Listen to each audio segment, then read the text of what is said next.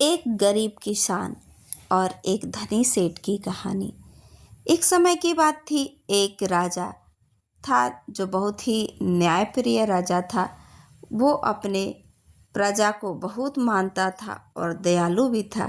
वो अपने प्रजा के साथ बहुत ही अच्छा व्यवहार करता और उनकी समस्याओं का समाधान करने के लिए हमेशा तैयार रहता था। एक दिन एक गरीब किसान राजा के पास आया और कहा, महाराज, मेरी जमीन पर एक अमीर आदमी ने कब्जा कर लिया है और मैं बहुत ही गरीब हूँ और अपने परिवार का पेट भरने के लिए संघर्ष कर रहा हूँ। कृपया मेरी मदद करें। ऐसा गरीब किसान राजा के पास आकर कहता है। राजा ने उस गरीब किसान की बात सुनी और अपने सैनिकों को बुलाकर कहा, जाओ और उस अमीर आदमी को यहाँ लेकर के आओ।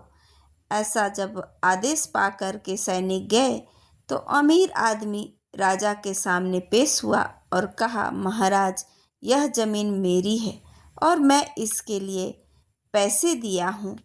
राजा ने कहा, मैं तुम्हारी बात सुन रहा हूँ, लेकिन इस गरीब किसान का क्या दोष है?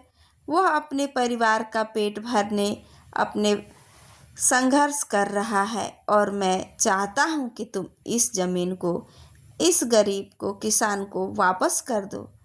ऐसा राजा जब उस सेठ से कहता है तो अमीर आदमी कहा, महाराज, मैं ऐसा नहीं कर सकता। इस पर राजा ने कहा, ठीक है, मैं तुम्हें एक मौका देता हूँ।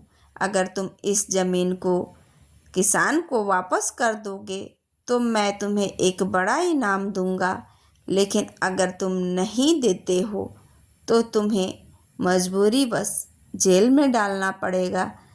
ऐसा अमीर आदमी ने मन में सोचा कि जेल जाने से तो अच्छा है, क्यों न ठीक ही है कह दूं।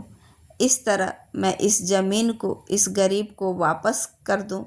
राजा ने उस गरीब किसान को ज़मीन वापस दिला दी और अमीर आदमी को एक बड़ा इनाम प्रदान कर दिया। इस तरह इस कहानी में हमें यह शिक्षा मिली कि न्याय और दया बहुत ही महत्वपूर्ण है। राजा ने न्याय और दया का पालन करके उन्होंने दोनों का, गरीब किसान का मदद किया और अमीर आदमी को भी सुधारने का एक मौका दिया। इस कहानी से हमें यह शिक्षा मिलती है कि सच्चाई और न्याय की जीत होती है। यह कहानी अच्छी लगी तो कमेंट करें। जय श्री कृष्ण।